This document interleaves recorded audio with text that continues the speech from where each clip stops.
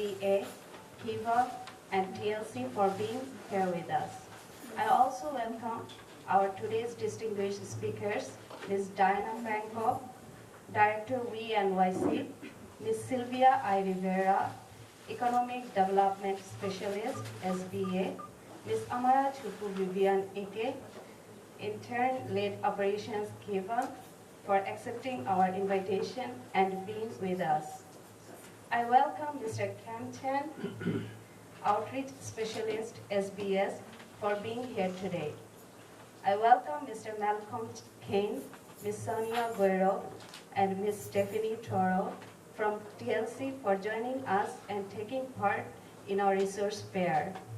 I also welcome all the dignitaries, guests, and media personalities for their presence to grace the occasion. Thank you.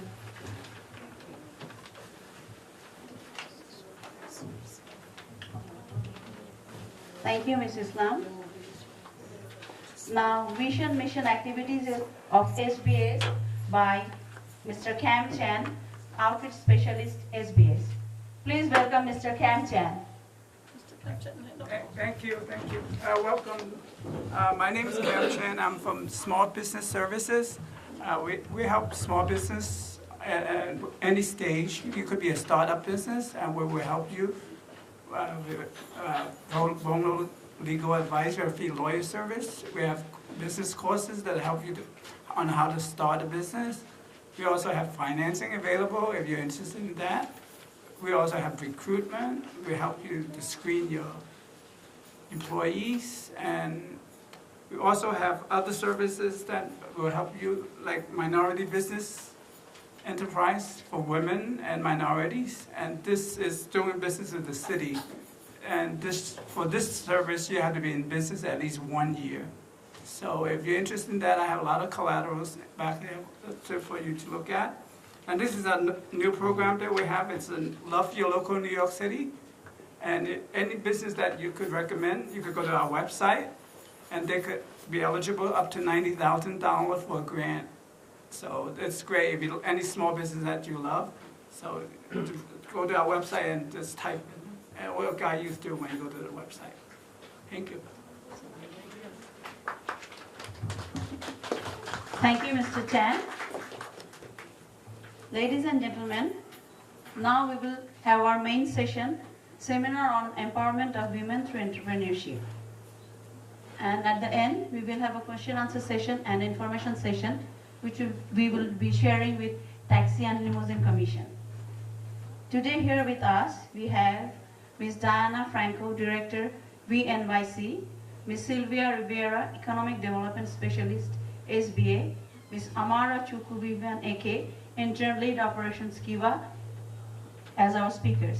Ladies and gentlemen, please welcome our speakers.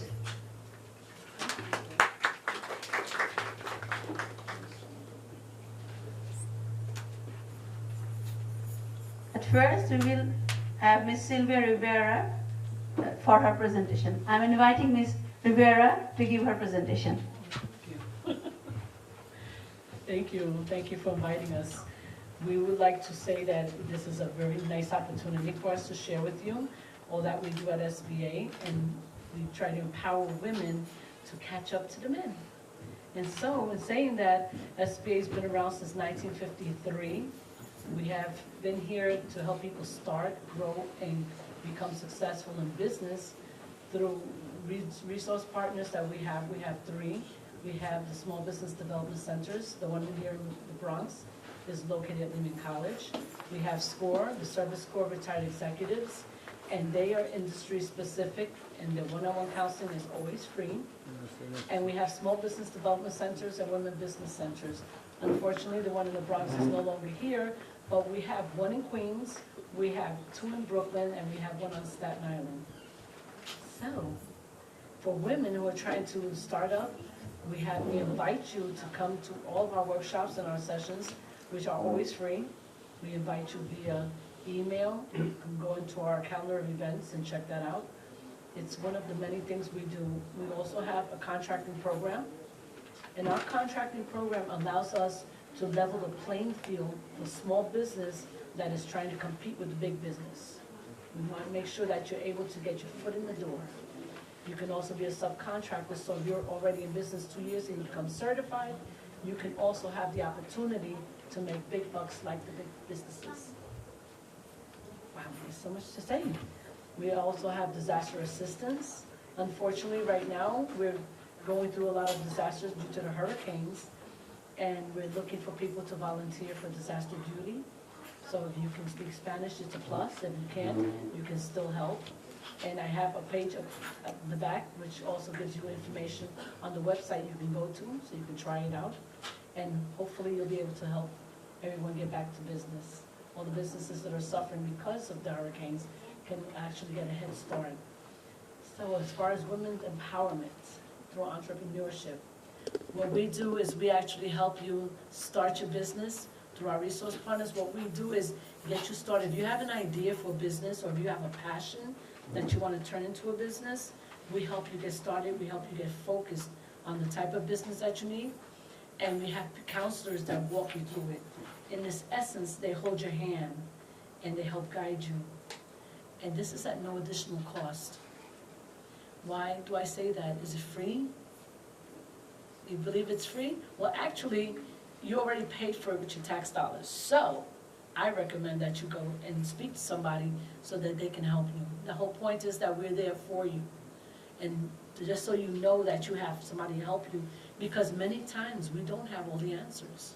So we help you with your business plan, we help guide you, we teach you about what licenses, fees, and permits that you need.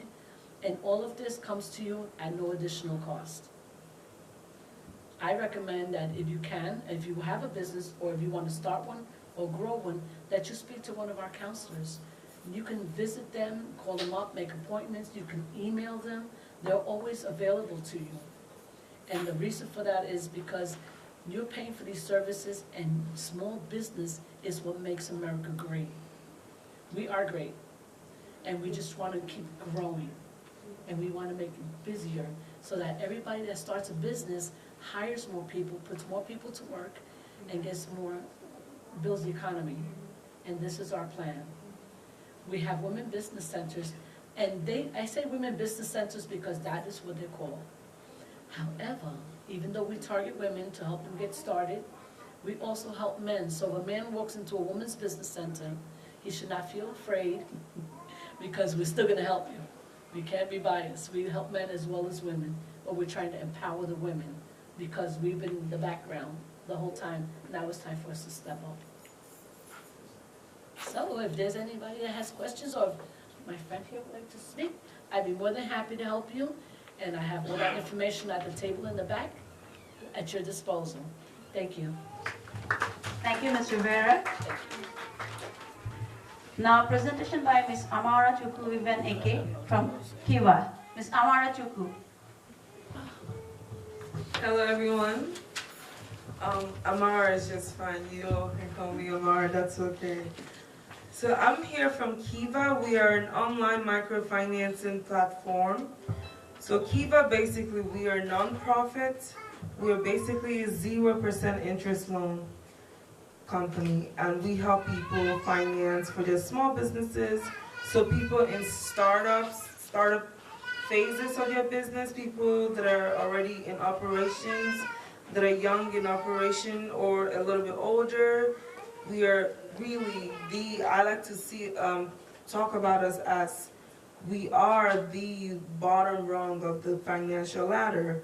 So we try to get you into operation and try to get you funding, or try to get you credit builder loans so you can eventually access higher loans or traditional businesses. And it's so great to have SBA here because we work together a lot. So if you do come to SBA, they're probably going to send you to Kiva at one point or the other.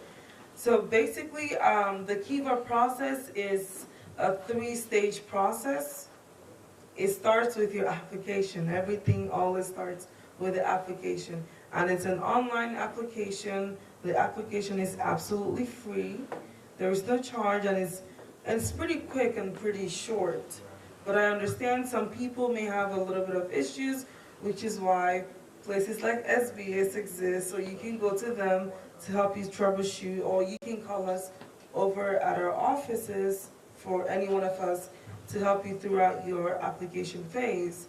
The one special thing about Kiva is Kiva takes all credit score ranges. So we do not discriminate based on your credit score. Because in some traditional lending institutions, you have to have a certain level of credit. You have to be in operations for like some people 2 years or more, and you have to have a certain stream of revenue. So that's the thing that's really innovative about Kiva, is that we don't really we do require that you tell us, that you be transparent with us, because we much rather transparency, because it helps us help you. But we do take all levels of credit, and obviously if your credit is in the lower range, we will try to start you off with a credit builder loan that will kind of help you start up in building, instead of maybe giving you like a high-end loan. We'll try to start you off with a basic credit builder loan. So that's the one great tool that Kiva has. Now, after you finish your application, which usually is just going to ask you about your story, what's your business about, for people to know what they're going to be lending to. Now, because Kiva doesn't take collaterals or any personal or require any minimum of anything, we do social underwriting, which pretty much means that we want to know that people around you are going to support you. We want to know that you're willing to reach out to people in your network. So it's your mother, your father, your brothers, your sisters, anywhere, your school. So we want to know that you're going to be able to reach out to these people and ask them, hey, I want you to support my business. So that's our first phase, is called the private fundraising period. Now, during our private fundraising period, it happens after you apply and submit your application. It's going to go through review, and our review team is going to get back to us. It's usually a very short process. It's about five business days, give or take, depending on if we're in mid-ad season. But it's usually a very quick one. They're going to get back to us, and then they're going to tell us, hey, this person has been qualified for this amount of loan, and this is how many people they need to reach out to for their private fundraising period.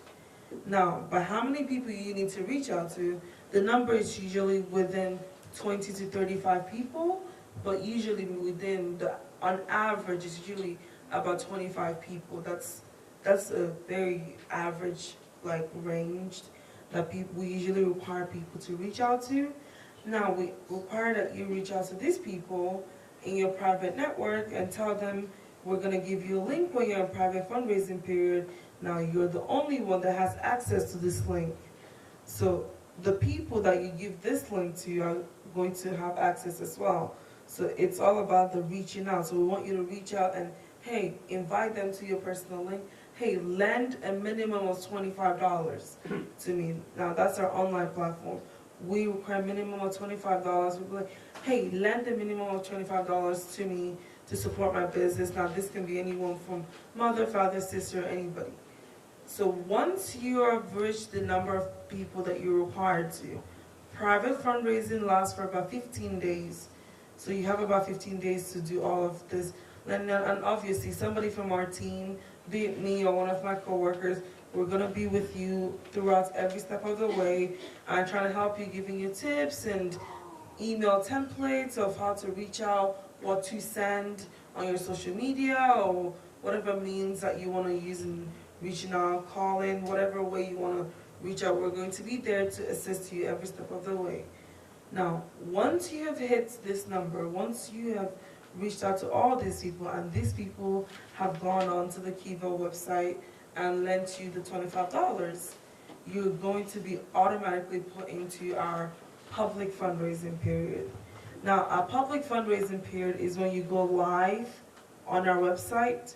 Anyone from, Kiva is in over 88 countries, and we have over 1.6 million users on our website. So now you're live and you're connected to all of these people.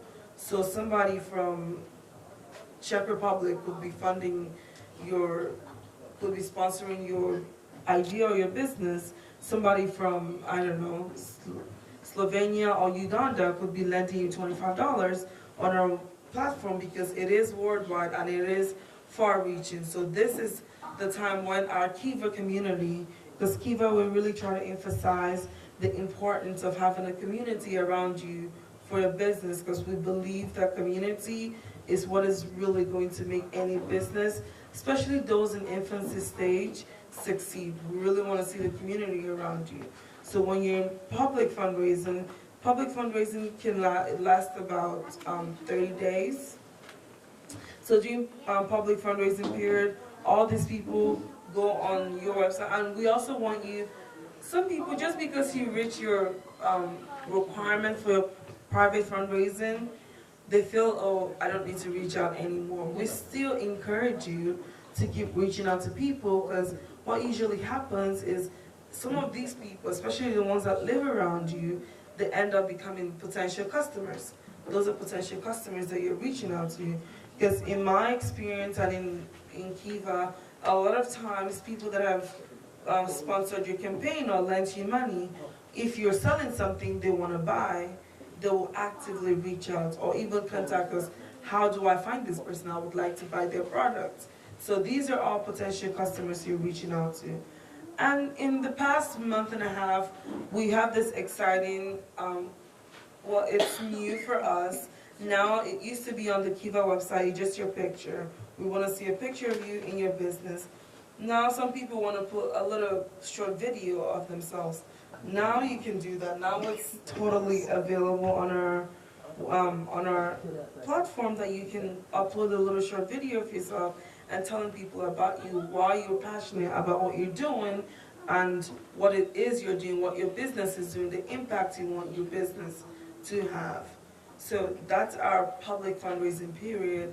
And the exciting thing for those of us that live in New York, which is all of us, I'm assuming, and if you live within the 5 boroughs, our good friends over at MetLife or Deutsche Bank are matching you. You qualify for the matching program if your business is within the 5 boroughs. So the matching program essentially is these corporate companies, they'll match you for dollar on whoever and how much you're raising. So whoever is lending to you, any amount anyone lends to you, whoever you raise, they will match you dollar for dollar. So that's really like an incentive, like just so to kind of like help you build momentum in what you're doing and really help you fundraise and campaign. And so far, we have a pretty high success rate. We have a 98% success rate. So rule of thumb is if you really follow the process and commit to the process, you really will get what you're looking for. You really will find the community of people. And these are very amazing people that you meet on the Kiva platform. Because again, we really try to support you, steer you towards SBA, and they'll take you to SCORE. So SCORE is gonna help you hammer a little bit more about what is it, like what your business is, what your goals are. So it's really an all interconnected community of network that you have available to you so that you can start, or at least start building business credit. So that's pretty much the Kiva process.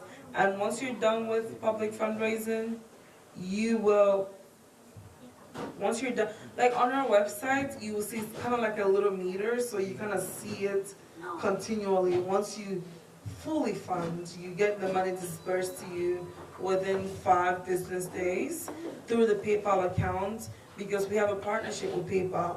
And our good friends over at PayPal have waived every transactional fee you will do with PayPal in terms of Kiva. So anything PayPal and Kiva related, PayPal will waive that for you. So that's the basics of how Kiva functions. It's pretty much like a step-by-step process that it's really followable and really doable. And I really hope a lot of you guys will consider coming to Kiva, because really we're 0% interest rate, so whatever you take out from Kiva is exactly what you pay back. And we have a 12 to 36 month repayment period, and we really try to approach everyone on a more humanistic point of view and try to really find out and talk to you, the person, and your business and your passion, rather than a one-size-fits-all model. So that's really why I personally love working at Kiva. I believe in the Kiva process, and I really hope you guys will check us out. Yeah? Sounds like a plan. Thank you, Amara. Ladies and gentlemen, we are waiting for one of our speaker, but in the meantime, we would like to start our question answer session. When we have Ms. Franco, definitely we will have some more information with her. If you have any question, please feel free to ask Sylvia or Amara, whatever you have. And you can also get information on from TLC. They are waiting on the back side, okay?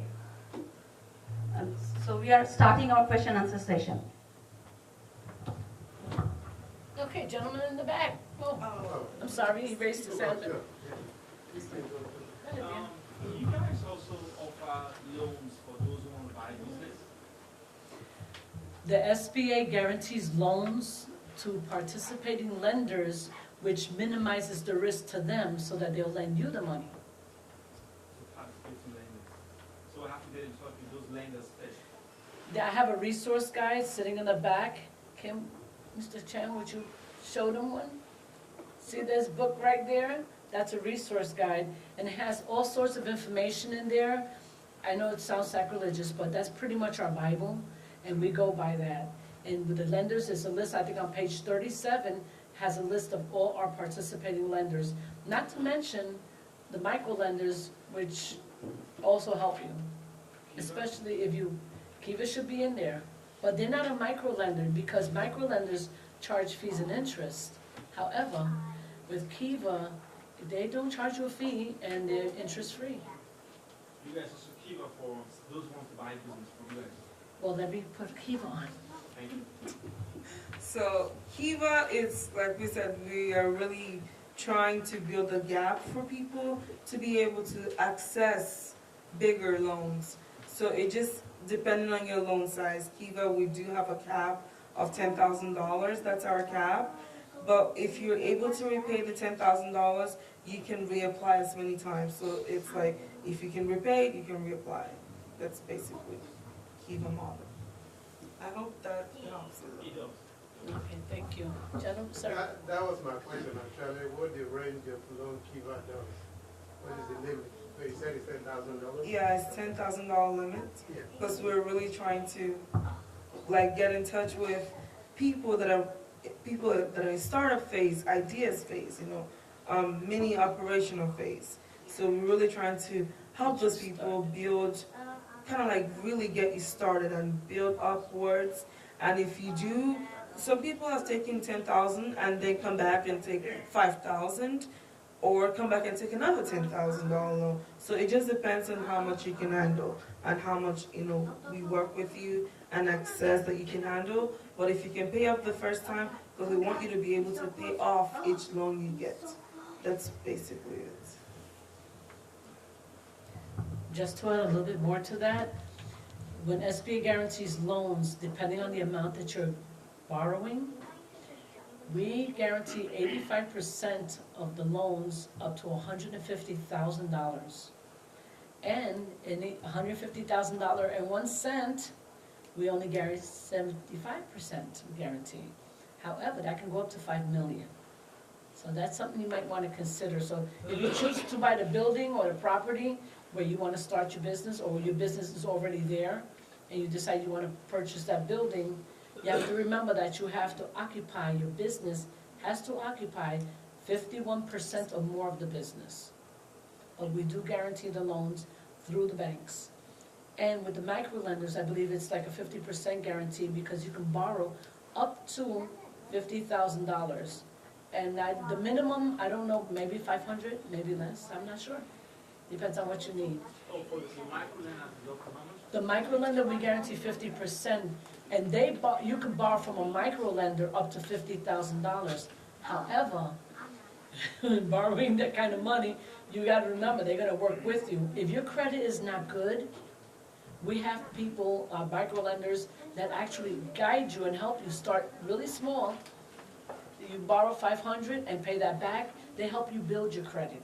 So what we do is help you get started and make sure that you build your credit. It might take a couple of years, but at least you're working on it and you're showing that you have, you know, you're actually serious about starting a business and borrowing the money and building it. That's the whole point. You don't mind? One more? Follow-up question is, so, the micro lenders, they only lend up to $50,000. Up to $50,000. And, but the other lenders lend more than those. Absolutely. They, well, depending on what type of business you have. And there's some businesses that are not eligible, but we don't want to get into that right now. However, that's what we're there for. I'm sorry, there was a gentleman that had another question? Yes. Yes. And, my question is with the micro lender, right? If a situation whereby somebody is not good, so who are the people that somebody can get in touch with? They're in the book that I told you about, the micro lenders, and there are about 5 or 6 of them, and they help you build your credit Thank you. so that you can work on it. Thank you. But right now, I believe we have a guest. Ladies and gentlemen, we have a guest with us. Please, everybody welcome Ms. Carol O'Connell from Excelsior Growth Fund. Ms. Carol. Hello, Miss Carol. Hi, ladies. We all know each other here. We're all. I would like her to introduce herself. Sure. My name is Carol O'Connell, and I am also I represent a community-based lending institution. Our company name is Excelsior Growth Fund, and in New York State, particularly in New York City, we also focus on underserved populations.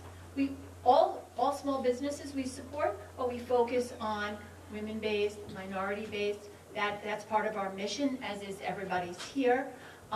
So we do much of the same thing. We do small loans, but I do represent a very large lender to small businesses. It's called New York Business Development Corp, and I can send you information. We actually work with the SBA, so if anyone's heard of the SBA loans, okay? So SBA is for startup, we fund startup businesses, and so we're one of the largest, NYBDC is one of the largest SBA lenders in New York State, and we do up to several $1 million. And SBA has a program where business owners can purchase property, and we have a special loan program for that. A very, it's government supported, and it's a very good deal. So, I'll be happy to talk further on that. I'm not sure. Go for it. Yeah? Okay. Question for you. Is that? There's some kind of feedback. From the, was it speaking in Yes. here? It's the feedback from that. From over there. That's the TV. Okay, so, yes, so we have 2 special programs, actually. So, for anybody who's a small business owner and has been in business for at least 1 year or more and is profitable. So, not easy to start a business and be profitable right away, but if you are, and you're in need of working capital, let's say, that's some money to support the business short term, we actually have a very convenient process for providing you financing based on your tax return. It's very quick. It's about 5-7 days, and we can lend up to $100,000. We can, from $10,000 to $100,000. That's for an existing business. Okay, and then did we discuss financing for startups? How many people are just starting a business? So we have a few people starting, mostly existing, but the SBA program for startup, you can talk with me. There's a lot of requirements involved, business plans, projections, but in fact, that's what the SBA is here to do, help you finance a startup with a little bit of your own money you need to put in. But then for business owners, the SBA program, pricing for an SBA program is more affordable. Not as good as a bank, right? Because the bank is the #1 source of funding. I apologize if I've said this. The #1 thing is, if you have a relationship with a bank, you should be always approaching your bank first. But banks are reluctant to lend to small businesses. I came from a bank, it's just how it is. So that's why the federal government created the SBA program. And the SBA program tells bankers and non-bankers, we will support you. If you were to lose money, we'll back you up. That's why we can make loans to small businesses, and we have lower, SBA has lower rates. And I don't know if we've talked about rates, interest rates, but they can range from 6% to 8% or more for a startup. And it might sound high, it's higher than a bank, but really it's very affordable for small business owners. You really would have trouble getting better pricing than that. And you can use it for working capital, equipment, if you're leasing a building and you want to fix it up for restaurants, you do that. And then if anyone, you can talk to me specifically. If you're looking to buy a piece of property and your business is going to use 51% of that building, okay? Then it's called owner occupied. You can apply for an SBA loan for that. And then you are allowed to rent out the rest of the building. But you would have to have a real business, and the real business would have to be in the building. So it's not for personal residence. It's also not for, what it's not for is real estate investing. So the SBA program, as you mentioned, is not for just buying and selling property. So, and we can talk about that later. So That would be an ineligible business. ineligible business. Does your company also offers loans for those who want to buy business? Yes, actually you can use those funds to acquire a business. You can. It's a little complicated, but we like to work through it because you're buying a business, what price are you going to pay for the business? And we have to have an independent valuation, right, to say how much are you paying and how much could we lend for that? You know, in all of these loans, in a business, when we make the loan, we would expect the owner, if it's a new business, we would expect 15%, of your own money in, could be 20. It's not a hard and fast rule, but your money in that business. If it's to purchase a business, obviously you need to put money in. If you have an existing business you want to borrow, that's sort of you already putting your money in that business. So you may not need additional money, possibly. So good question, yeah? So you will lend like 80% if you want to buy a business from? If you want to buy a business, so not a building. The numbers can vary, but so a lot of people still think like a bank, like how much can you give me, 80%, etc. We look at the whole picture. If you buy a business that generates a lot of money, and you show it to us in a projection, we will lend you as much as you can afford for the business. So that's important for community. It's really important for community. We're mission-based community lenders. Did we talk about all of the bad lenders out there that will send you emails and phone calls as business owners? They're predatory. They're not all predatory lenders, but aggressive lenders want to lend you money because they just ask for your bank statement. So they ask for your bank statement, and if they see you have $100 that comes in every day, they will lend you $50, and then they'll take it right back. And when you do that calculation, you're paying 50% interest on that kind of money. So they make it very easy for you to get it. You don't even have to have been in business a year. If you have revenues that comes in the bank, they'll take it every day. It's easy, but it's very dangerous because a small business can't afford that because you have to use that money to pay your bills, to pay your people, your utilities, right? Your rent, electric. So that's why Excelsior Growth Fund, we made a quick kind of loan, but we only lend you as much as you can afford. And long term, like do not borrow for only 3 months or 6 months if you really need money for a longer term. It's a really big mistake. And the SBA loan products, our loan products, are always a term loan. And most of ours have no prepayment penalty. So we have a lot of people that say, but I really only need my money for, I only need it for 6 months. It's just a temporary thing. You should plan to borrow longer term, but then go for a loan that has no prepayment. So if you do very well, you just pay it back, no penalties. But you'll get a better rate, sure? Sure. Yes, ma'am. Just another question, ma'am, concerning the owner-occupied loan. Yeah?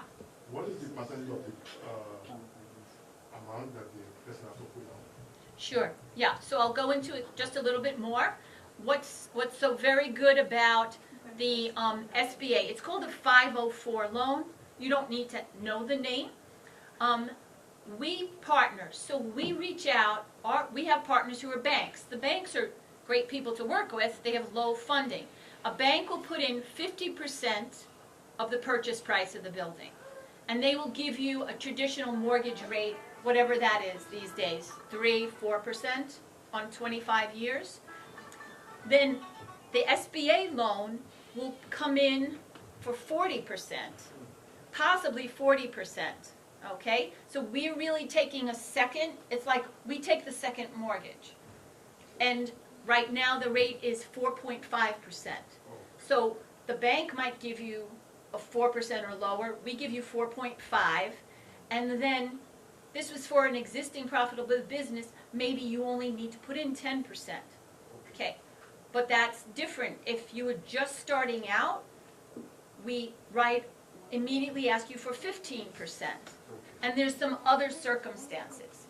But at the end of the day, if you only put down 10, still we have to see the numbers of your business to make sure you can afford a loan that's 90% of the cost, right? And we, again, would never lend you, we're not being mean about it, we'd never give you money if you couldn't afford to pay it back, because then you get into payment problems, and then your business, it causes your distress to your business. So you may want, let's say, working capital, you may say, I would love $100,000. We're here to advise you, we've looked at your numbers, I think you should take a $50,000 loan, I think you could afford that, and work from there, and then you build on up as you grow. Thank you. What is it that you look for loan to buy a business? What will you require from an applicant? For loans, yeah, then go ahead, go ahead, you jump in, go ahead. What every lender looks for first, they look for first is a well-written business plan. With your business plan, they're going to read the first page, which is the last thing you write, which is called the mission statement. That's the executive summary. They actually want you to know your business. So when you take a business plan to a lender, no matter who the lender is, they're going to want to see that. They're going to read just that first page. They're going to say, it's thick like this. It's a lot of pages. They're only going to read the first page, your executive summary. And then they're going to say, I don't know if I want to do this. But they'll ask you questions. So once they ask you questions, those questions have to be the answers that they're going to find in that business plan. So they're going to want to know that you know what you're talking about, that you know your business from the bottom up, and that you have all your projections, that you have your target market is done, that you know exactly what you're talking about and who you're going to sell to. So it's got to be a well-written business plan. Do Right. you look for tax returns? Yeah, good, that's a great question. When you go to buy another business, a lot of times the owner does not necessarily want to give you, you don't get to see their tax returns. Oh. You want me to use that? Okay. Oops, sorry. Okay. So we always encourage you to ask for tax returns. A lot of owners will just show you their internal books, and that is difficult for us to work with, right? So now you've got to build proof as to how much, business, as to how much money.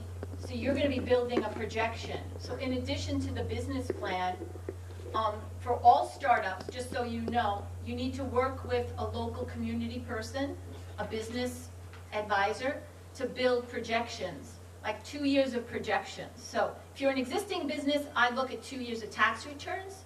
If you are a new business, 2 years of projections. And that can be complicated, and we have a lot of resources to help you work with somebody to create those projections. How do I get into one of those resources? Absolutely. We, in the back, well, right now for, there's, you know that the state offers, so there's 2 resources for our area. One is New York City. New York City Business Solutions Centers. So it's NYCBSC, Business Solution Centers. There's some in Upper Manhattan, New so York City Small Business Services. small business services, right here. Okay, and the other partner is New York State. So New York State has another group. And the New York State is called the Small Business Development Center. And so for everyone here, if we had the emails, we will send that to you. So New York State also provides free resources. Lehman College has a center. So those state centers are located in, tend to be at colleges. If you want to come downtown, there's Columbia, there's Lehman College. You can go up, you can actually go up into Westchester, or you can come down even further into Manhattan. If you happen to work, you know, do business in Manhattan, Pace, there's a number of centers for that. Any other questions? So you were saying something about those businesses that if you want to buy that you guys don't offer loans for. Can you give us a few examples of those? Are we talking about all businesses already in existence or franchises? Existing business. Well, I'm a little afraid of the feedback. However, if you buy a franchise, I'm sure that there's ways to get loans and guaranteed loans for them. And we used to have a list, a registry of the franchises that we used to back, so that we helped you get it. But they don't have it anymore. That's changed. So it depends on the banker. Remember that when you're getting a guarantee from the SBA, we're not giving you the money directly. The money is borrowed, the guarantee goes to the lenders. They go to the lenders, and the lender is their eligibility. You have to go through their eligibility. They're gonna see if you qualify. And if you're a startup, you have to remember, your projections are very important, but also your personal credit. So they're gonna check your tax returns, your personal tax returns, because they wanna make sure that you got a good history on your own, besides a business. So they wanna make sure of that. And the small business development centers, we have so many all over New York State. And we have 3 in Manhattan, we have 1 in the Bronx, we have 2 in Queens, we have 1 on Staten Island, and we have 1 in Brooklyn, all in the city. In Westchester, we have Rockland, Westchester County Small Business Development Center, and they have outreach offices in different counties, in the smaller counties. So, An example of kind of business? what kind of business? Let's say somebody who wants to buy, these are different various industries. For example, retail, if you want to buy a business that is in the retail industry. Well, if you want to buy a business that's already in existence in retail, you speak to a score counselor, because they're industry specific, depending on the type of business you're in. And they'll guide you as far as licenses, permits, special fees, and the law. If you want to make sure that it's an LLC, sole proprietorship, corporation, or partnership. So you want to make sure you have the right business structure. And if it's an existing business, then it depends on the type of business that it is. It could be retail, it could be an IT business, it could be a bike shop. You might want to buy a bike shop, and I love bicycles. I might go by there and check it out. There's technically not a limitation on the type of business that you can purchase.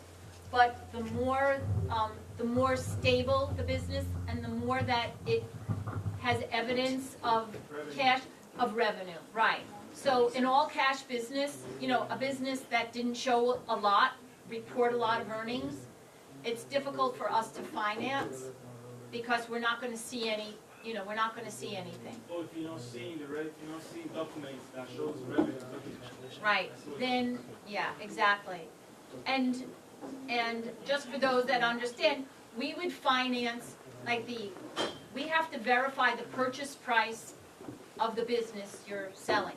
So an owner always thinks their business is worth a lot of money.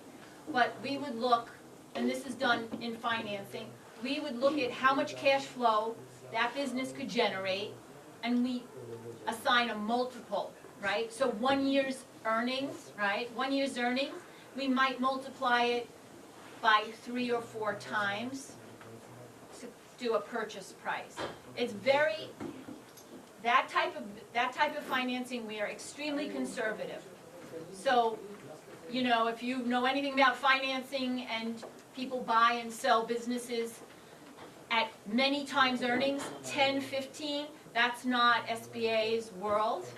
So we very rarely, if we had tax returns, maybe you could go for 5 times annual earnings. I'm just throwing out numbers, but it's very difficult. You could still buy it, but you'd have to put the other value you'd have to put in is your money. So what you found is, you know, the extra value, you have to pay for that. We would only pay for a certain amount of it. That's really, yeah. Will you help with the evaluation, like coming up with the multiple? Will you help with that? We actually have to do an independent assessment of it, but, so we would be checking, but we would, we don't have the full services. I would say that still goes to one of the state organizations. So as a lender, we kind of don't want to be responsible for negotiations with you. So, but you don't have to pay an advisor. There are free resources, but it's a tricky business, and you might want to consider paying an advisor as well, right? Because it's important, those numbers. Yeah. Anybody else? Did we talk about personal credit and personal guarantee? Not really. We Okay. just got into the initial. We had just, right, so, okay, so in all cases, even though, so clearly we're making a loan to your business. So we're not making you a personal loan. We've said that. So, and importantly, we want you to start keeping track of we want your business, you know, your financial records of your business to stay separate from your personal. It's very difficult when you're starting because you're usually using most of your own money. But whether you start in a simple accounting software or an Excel spreadsheet, or certainly you have to open up a business bank account. And what you would do is show moving your money, taking personal money, transferring it into your business. Because when you do that, you're making an investment in your business. So I see businesses that start up and they're asking for money. I said, well, how much money have you put in? And people will say $50,000 or 100, you know, a lot, quite 50,000. I said, do you have a record or evidence that you put that money in? So if you can trace it, right, from your personal to your business, but it's better to already start making a financial accounting to build that business statement. So, but that leads into the second question though is, we're making a business loan, but in all cases for small business loans, we ask for your personal guarantee. That makes sense because the owner, the small business owner and their business are so closely tied. So we ask your personal guarantee. Do you believe in this business? If you do, you put your personal character and your personal word. Now, from there, we're going to ask, well, what kind of person are you? And we use that reflection is in your personal credit score. So everyone knows that there's a score that's a number. You can get that from banks and services, but it's very important. If you had to go to a bank, they want 700 credit score, very, very high. It's very difficult. Community lenders work for people with scores in 600s, mid 650 and up. It's very good. Lower, if you've had a problem with your credit, you need to explain to us. So you might have had to borrow for your business. That's okay, but always pay on time, pay your taxes. So we look, did you pay your taxes? Did you pay your creditors? Very, very important, so we look at that aspect. And the last thing, possibly, so as a CDFI lender, we may just ask for the guarantee, but SBA may ask, they may look at your business, and if it's small, they may say, we would like to have a lien on your personal property, if you own property. It's just important to discuss with you. It's not mandatory, but we may, if the business has no assets, we may say, we'd like to take a lien. It could be not a first. You might have a first mortgage. You might have a second. We would take a third or anything below that. It's just another good faith that your assets are on the line for that. You also have to remember that if you're going into business with more than one person, anyone with 20% or more of that business, they have to also pledge a guarantee. Yeah. Yes, sir. Yeah, and Yeah. yeah, and definitely if you're very much in a very micro stage and very like small stage of your business, it's a definitely great way to check out Kiva's resources, because Kiva is a place where obviously, like I explained before, the interest rate is 0, which really it doesn't get any lower than 0. So definitely, if you're still in a phase where like a $10,000 loan Could help. could really go a long way to help you build up, so that you could eventually be able to access lenders like Excelsior. Like, so that's really where we come in to help you like build up yourself. Just a kick. Just kind of like a Kickstart. kickstart, exactly, to really get up to Yeah. an Excelsior level. Ms. Knox. Thank you, ladies. We will just take a short break from our question answer session. Now I would invite our president, Core Vision Foundation, Muhammad Mustafizur Rahman, to say a few words on Core Vision Foundation's mission, vision, and activities. Mr. Mustafizur Rahman.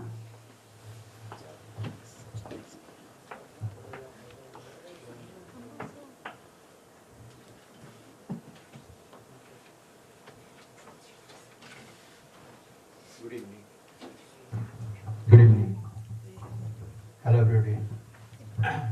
One of our speaker, she lost, I think, our way. I think you are not lost, right? Are you enjoying the seminar? Is it useful? Okay, this is a seminar on entrepreneurship.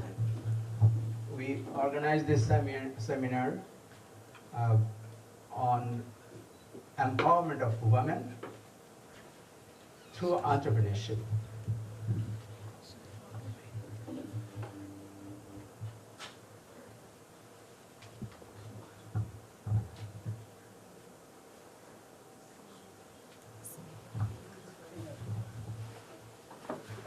I think our guest is here. She can.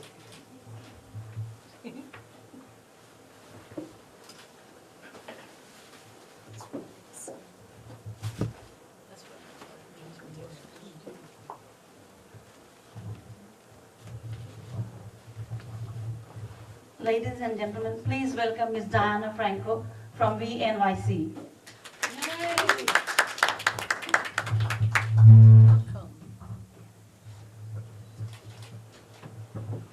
So, Core Vision Foundation is a non-profit. We are working on entrepreneurship development. We believe that entrepreneurship is the only way to get rid of poverty.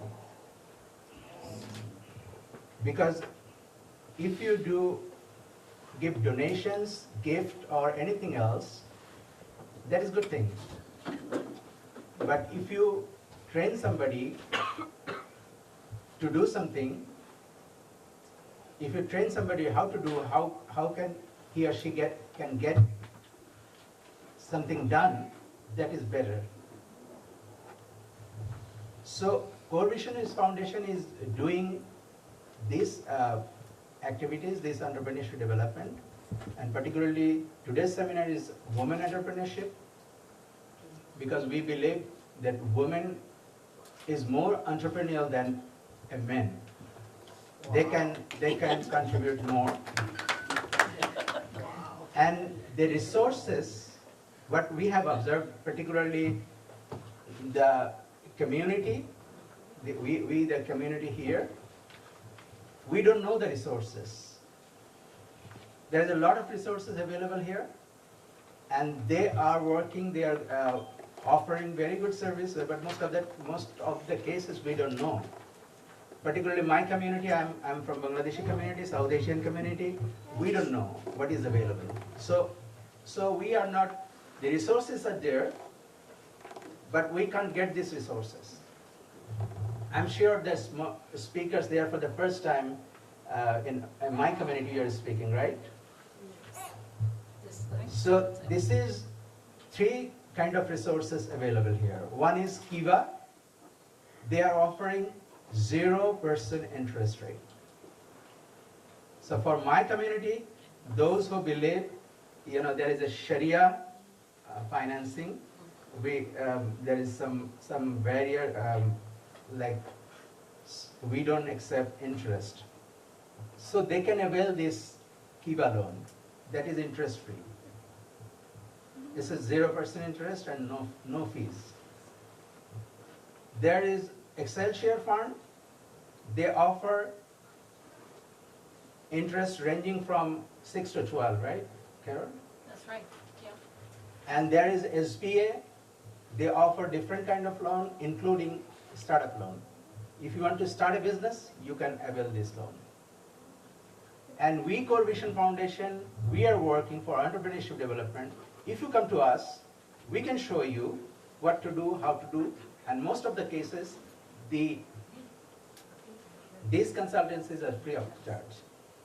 We don't charge. In some cases, we charge fees, but most of the cases we don't charge. So this is what we are doing, Core Resources are doing. Core Resources do 3 things. One, we inspire people to become entrepreneurs, because this is the best thing to do.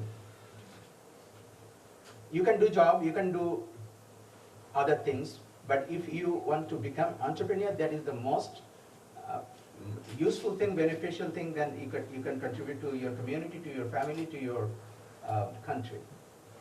So we inspire people to become entrepreneurs. Second thing we do, we train, we educate how to become entrepreneurs. Because all these resources are available, but you cannot avail all these things, because you have to have some kind of understanding about how to do business. So we can educate you how you can do. We have workshops, we have mentoring session, as well as SBS is doing a lot of session, I believe. SBA also doing it. And Core Vision is doing this training and education session. We are educating people to become entrepreneurs. Third thing we do, we connect entrepreneurs with the resources. So we are helping entrepreneurs to get benefit from the resources available. That's why this seminar we organize. And I believe there is some useful information you got from these speakers. Now I would request our speaker, she is actually the main person related to this topic today, is WeNYC, Women Entrepreneurs NYC. I would request her to deliver her speech. Thank you very much for coming here. Thank you. So you have your feedback.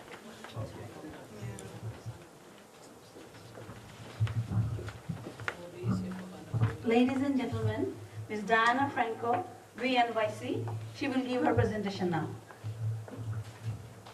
Good evening. How are you? How are you feeling? It's Friday night. So it's good to have you here. So my name is Diana Franco. I am the director of WeNYC.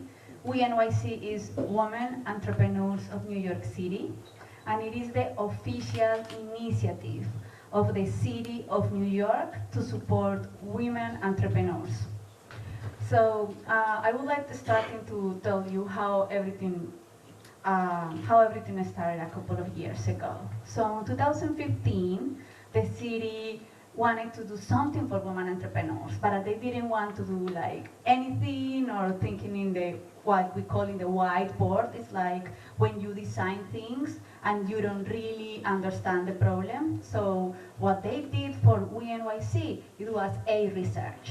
They hired a company to do a research in New York City to find out what exactly women entrepreneurs needed in this city to succeed. So after the research, and based in the findings in the research, they launched in 2016 WeNYC, Women Entrepreneurs of New York City. And this division has 6 programs for women entrepreneurs. 3 of them are educational programs, that's what we call WeMaster.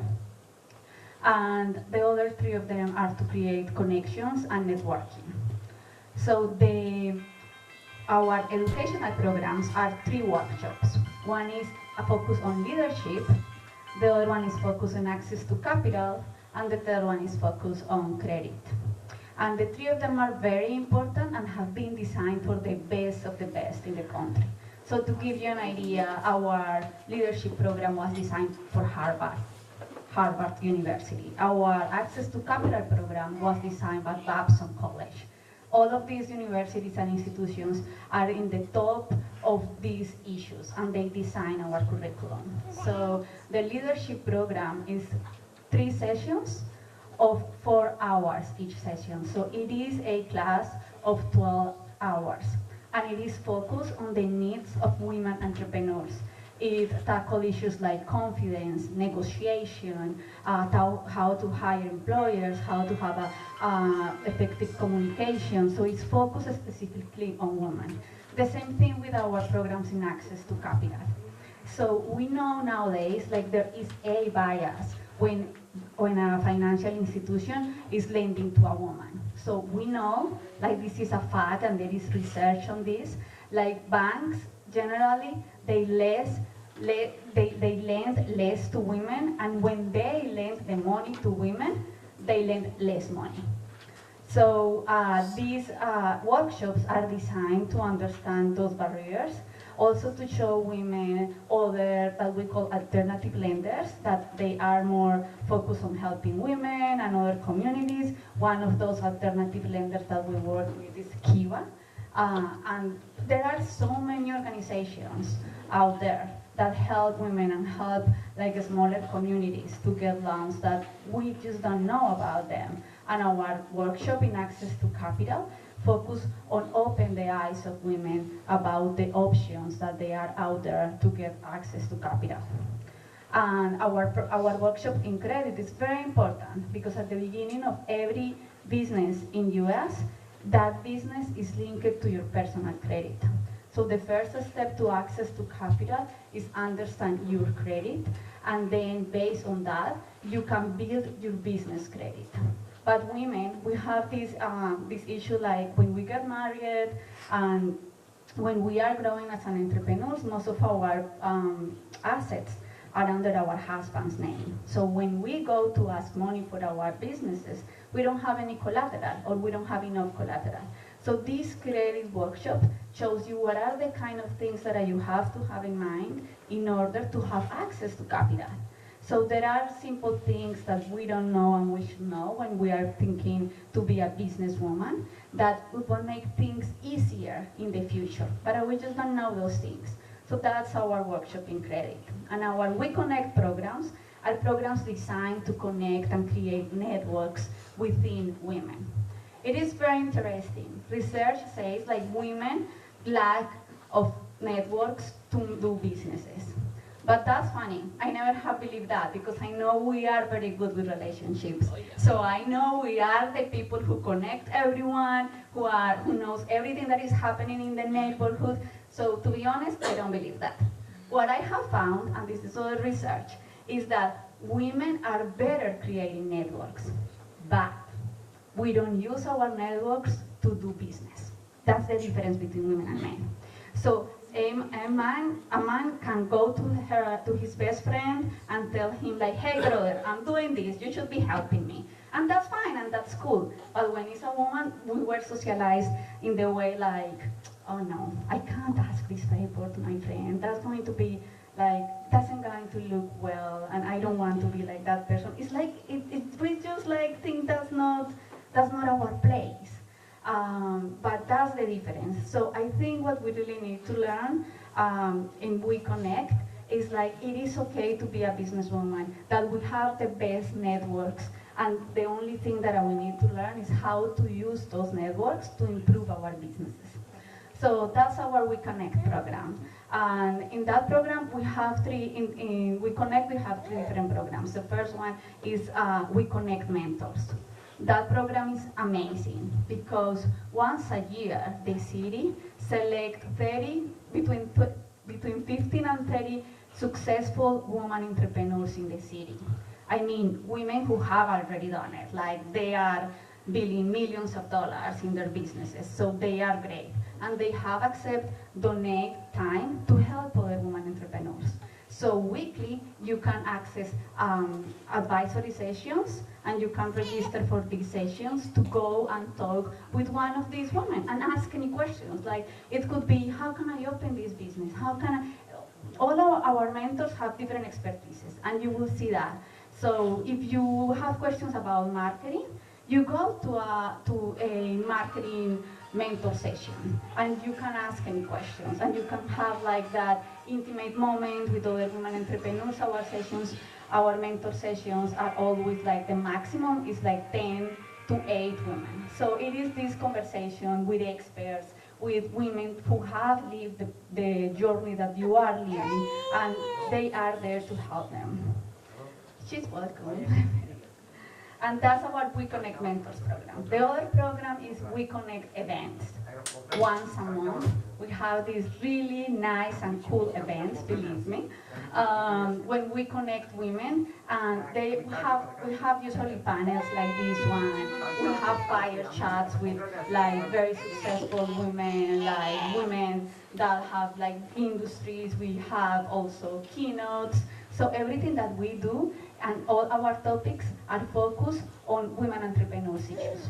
And we have around like 80, like usually we have like 100 to 200 people coming.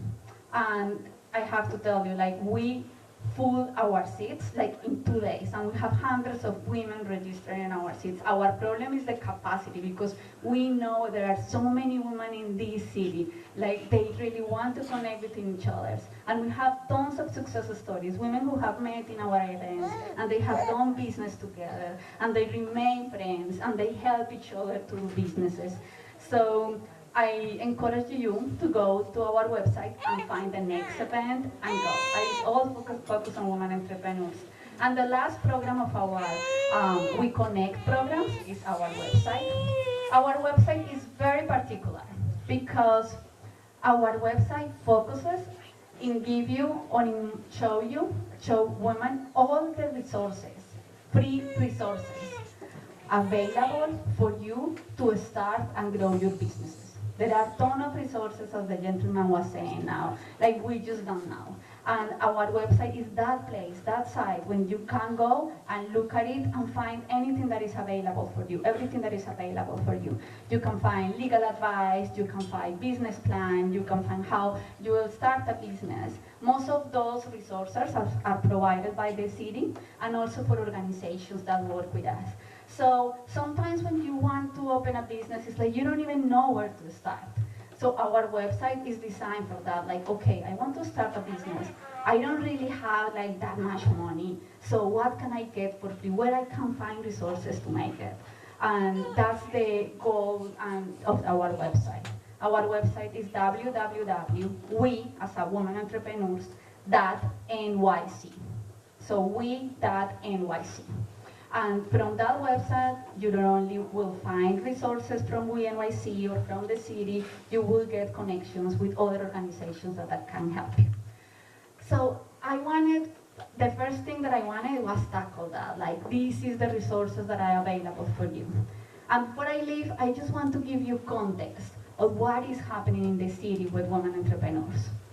So just to give you an idea, we are 460,000 women entrepreneurs in New York City. So we are powerful. We are super powerful. And those women, they generate $50 billion a year in the city. And we employ 190,000 people in the city. So we are already a force. And which is incredible is we are the next wave of economic development. It's like men have already reached like a ceiling of growing. Well, if every woman who has a business in New York City employs just one person, that will change the economy completely. That's why we are so invested in you, because we know women entrepreneurs are the next stage. Like men are already doing it very well, but we need to go where is the growing, and women are now the point of growing. Like women open businesses in the last 10 years, like they have doubled the amount of business that they are opening. Now, like most of the businesses that are being opened every day are business founded by women. And that's a key point. However, the reason we open WeNYC is because we have to acknowledge the fact that there is a gap. And that gap is also an opportunity. That's why we are doing this. So just to give you an idea, men owns 1.5 more times business than women. They employ 3.5 times more people than women. And their revenue is 4.5 times more than women. And I know, it's like we are doing it well, but we still need to do better. And that's why this organization exists, and that's why WeNYC exists. So I think those are the main points. I don't know how we are doing with time. Are we okay with the time? Yes. Yes. Okay, thank you. So I just want to tell you a little bit more about the context where we are right now. And you know, so I would like to mention this because so many times we think we are alone. Like, oh, this is only happening to me. And I'm stupid, I don't know how to do this, and I don't even want to talk with anyone about this because they will find I don't know anything. And we have like that kind of feelings sometimes. That's very natural. But I just want to tell you, like our research shows, like 85% of women starting a business, the biggest challenge is access to capital. So when you want to start a business and you think, I don't have the money to do this, this is just a dream, think about like that you are among 85% of the women who are starting a business. So you aren't alone.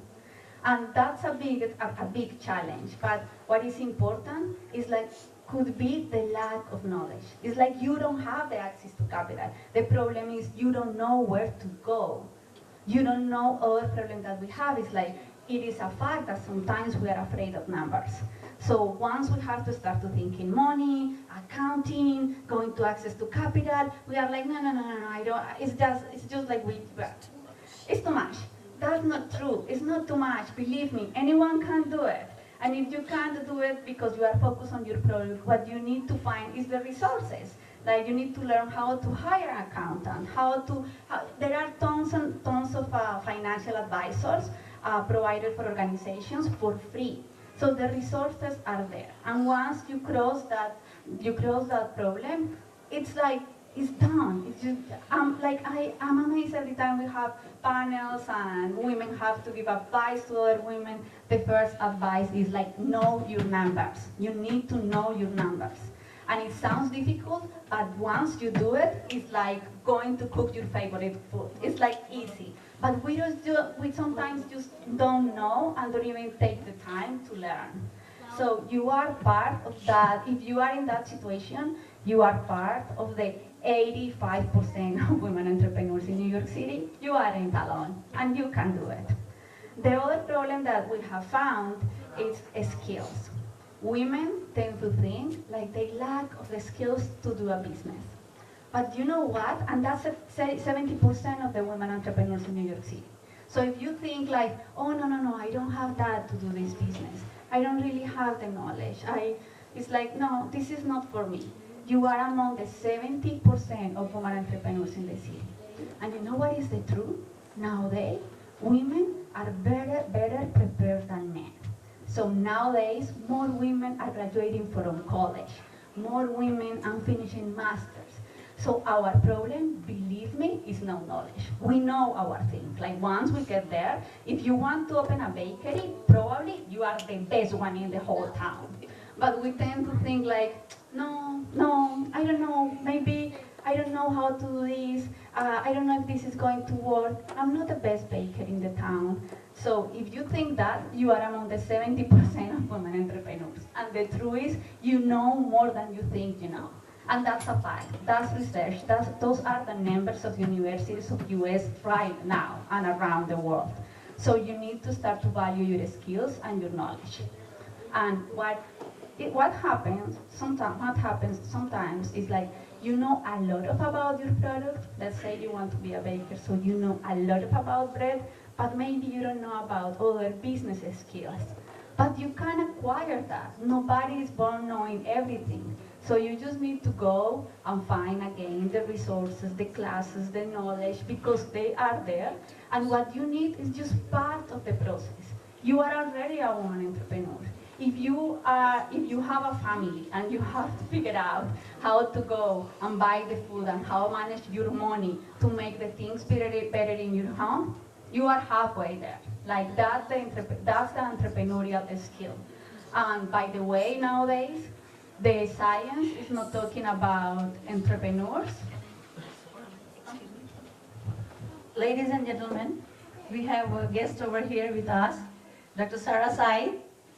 Please everybody welcome Dr. Sarah Said, Senior Advisor, Mayor's Community Affairs Unit. Please come and join us in the dais. Yes, we are. Thank you, Diana, for interrupting you. Sorry. Oh no, come on. You are welcome. I just wanted to let you know, like you aren't alone. Like you are part of everything that is happening in the ecosystem of women entrepreneurs. Like you are more entrepreneurial than you think. The way I was wanting to finish is letting you know, like entrepreneurship is not only about to open a business. Entrepreneurship is a life skill. You need to have that skill to work in corporations, to work in your home. Like every time you figure out how to do something, you are being an entrepreneur.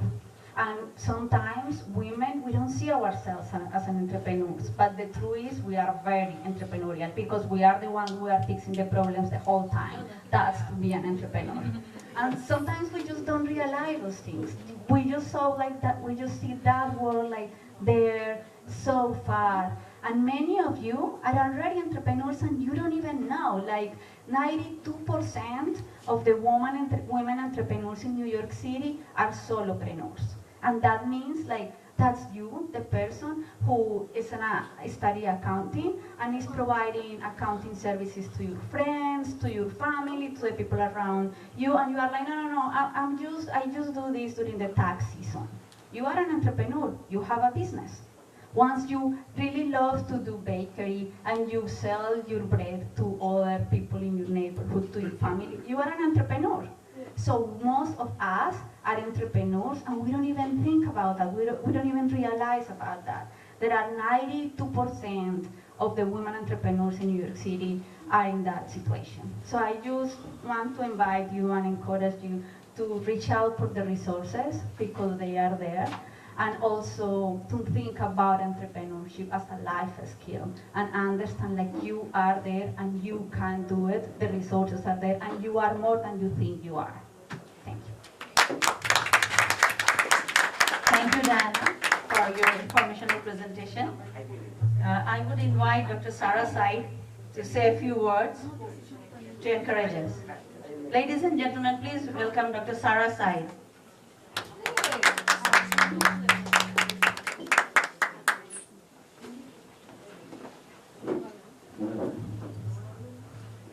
Good evening and assalamu alaikum everyone.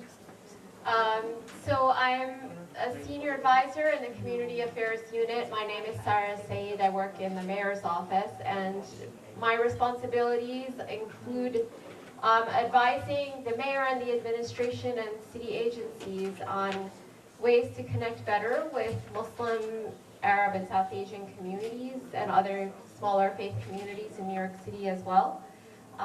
So I'm really delighted that we are here this evening, and I want to thank Core Vision for your work.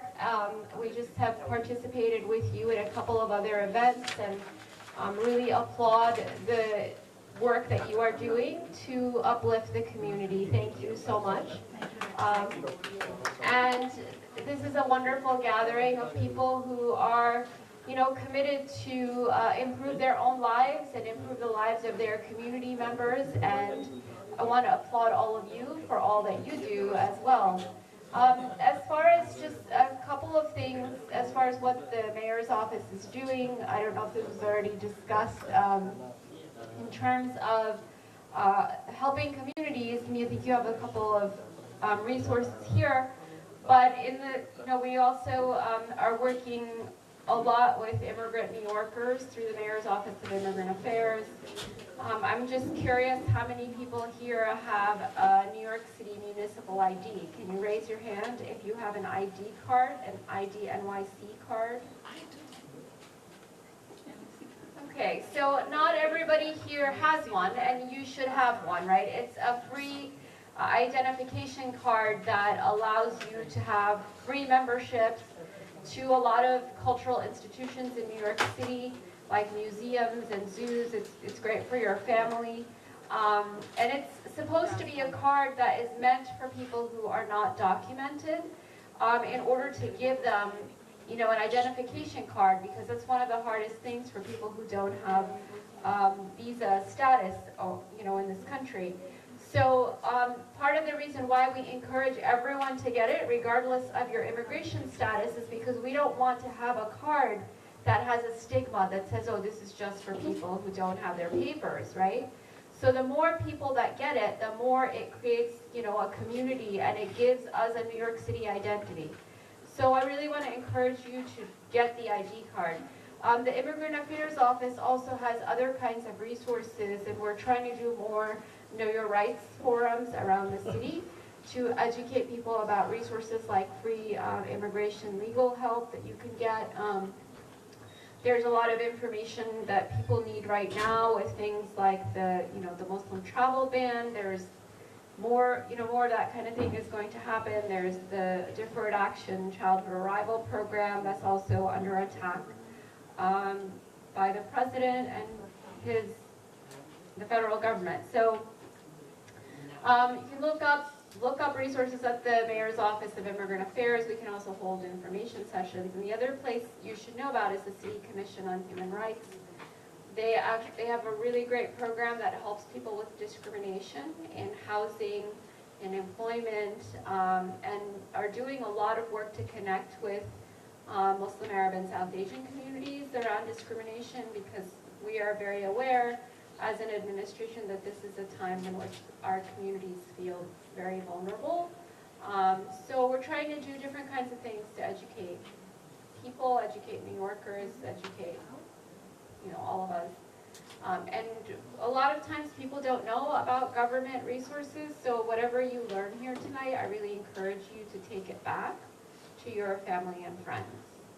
So I think I'm just going to stop there, and if I heard some people wanted to ask me something, or if I didn't, if you'd like to. I have some question. I heard you guys have started like mental thrive program. Yes. We are interested about this and we want to know elaborately about this. Yes, thank you very much for that. That's a great question.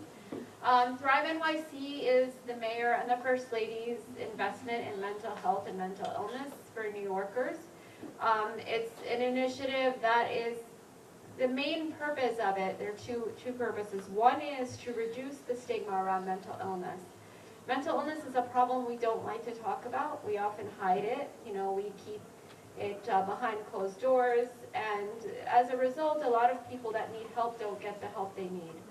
So what we're trying to do is working with communities to change the culture around mental illness. The second goal is to make sure that people who need help get the help they need by connecting them to resources.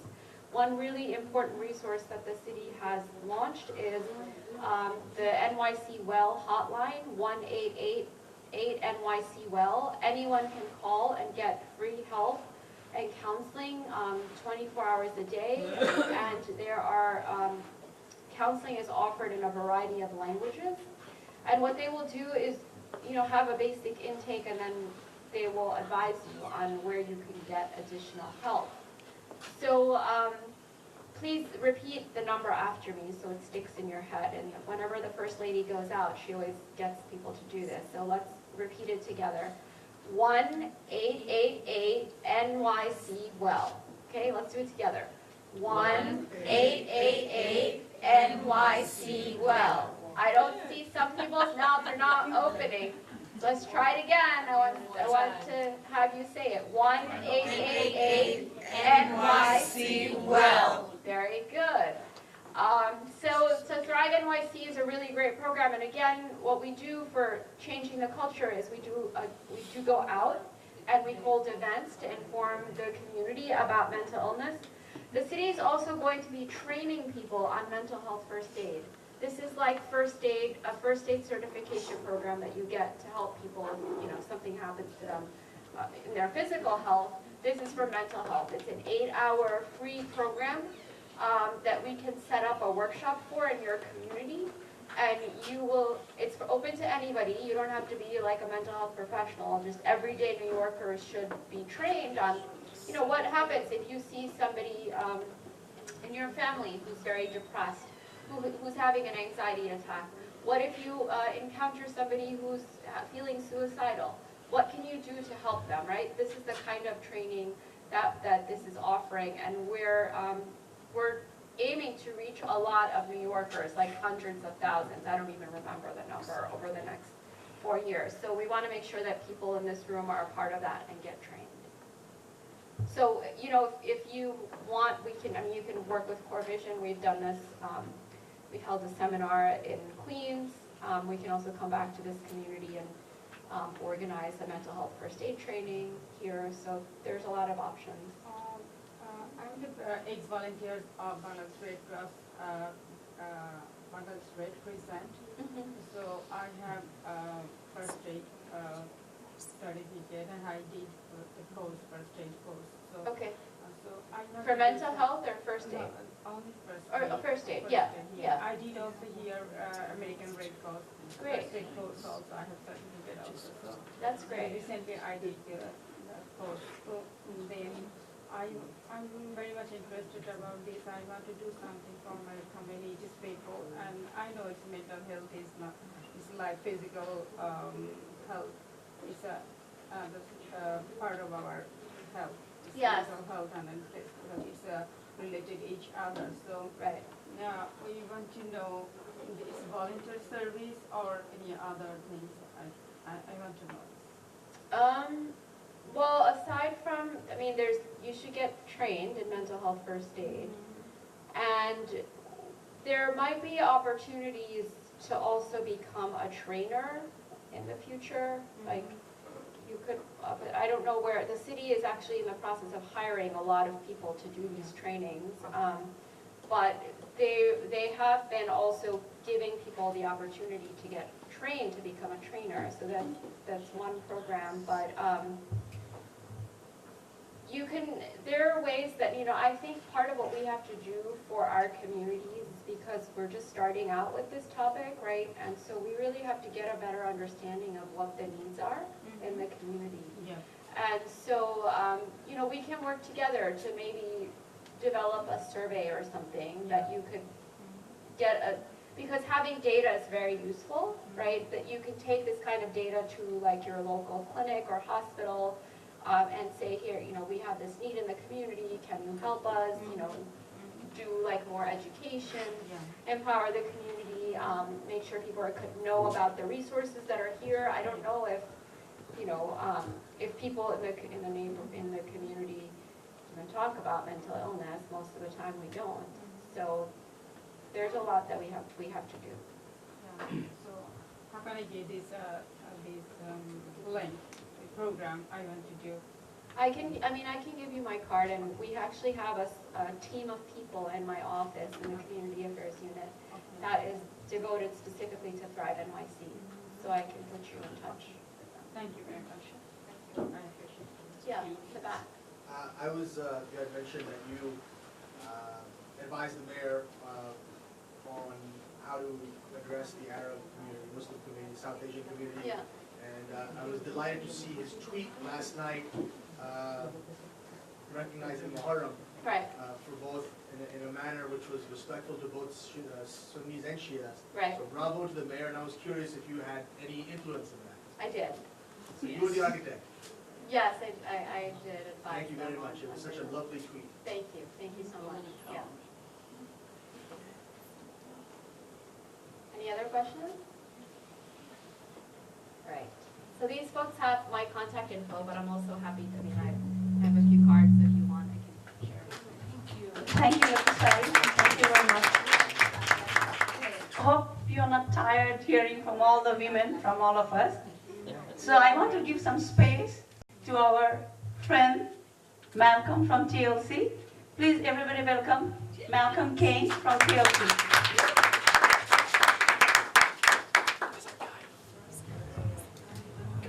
So much pressure on the first guy, but I'm going to keep it very quick. Just keep it really quick. As you guys know, coming from the Tax and Limousine Commission, our team is in the back with Stephanie and Sonia. We have a lot of initiatives, and we're here to provide resources. I know I spoke to some of you guys who are interested in starting businesses. If you have any licensing concerns, if you're a passenger, if you have any ideals or thoughts that you want to share with us, I would like for you guys to come to our table and talk with us directly, and we exchange contact information. And in any ideals, that's why we come to a lot of resource fairs like this, and we thank Core Vision again for setting up this time, to providing so much good and valuable information. But again, TLC, we're in the back, and we can discuss any concerns you guys may have. Thank you. Thank you, Malcolm. Thank you very much. Ladies and gentlemen, we are at the end of our seminar. So I would like to call Ms. Julia Morante to give our vote of thanks for everybody. Ms. Julia Morante, please everybody welcome Ms. Julia Morante from Core Vision Foundation.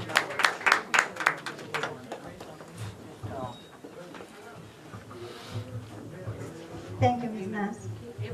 Good evening, ladies and gentlemen. I would like to thank our speakers for tonight, Ms. Diana Franco, Director of We NYC, Ms. Sylvia Rivera, Economic Development Specialist from SBA, Ms. Amarachu Vivian Ek, Interim Lead Operations from Kiva, Mr. Cam Chang, Outreach Specialist from SBS, Dr. Sarah Sarid, Senior Advisor of New York City Mayor's Office. I also would like to thank from TLC, Mr. Malcolm Kane, Ms. Sonia Guido, and Ms. Stephanie Toro for joining us and being part of our resource fair. Also our media for covering the event and supporting us to create awareness among the people. Last but not least, I would like to thank Asian Driving School and Core Vision Foundation for their hard work to make this program successful. Once again, ladies and gentlemen, we want to thank you for being with us this evening, because without your presence, we couldn't have made this program successful. Thank you, everyone, and please join for our for the dinner. Thank you. Thank you, Julia. Now we will have a photo session. We would like to have a photo session for our guests and dignitaries. Do you want, or you want to sit? Whichever way is. Comfortable standing, sitting. Thank you.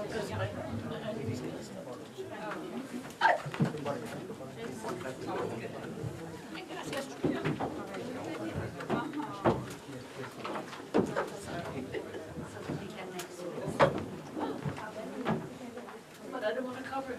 It's a beautiful sign. So we stand in front of it. Now there we can see the sign.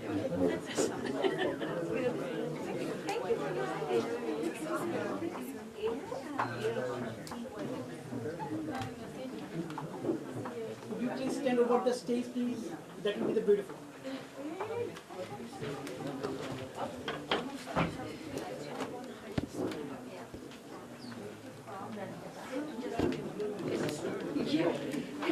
একটা করে সবার সাথে দিয়ে দাও।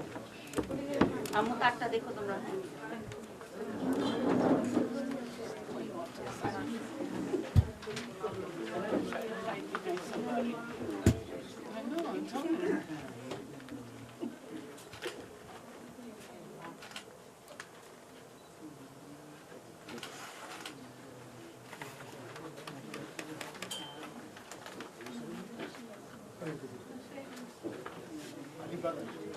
Can I take one picture? Sure.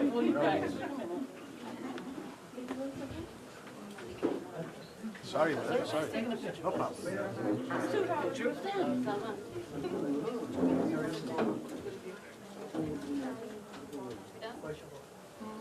No? I think so. We're done? I took quite a few. Thank you. My turn.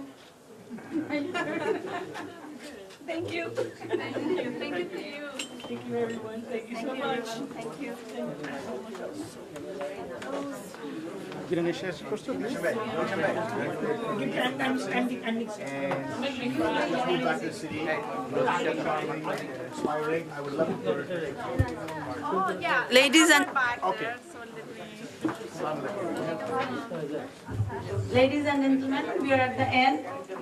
So again, thank you everybody. Thank you for joining us. Please stay for the dinner. Thank you.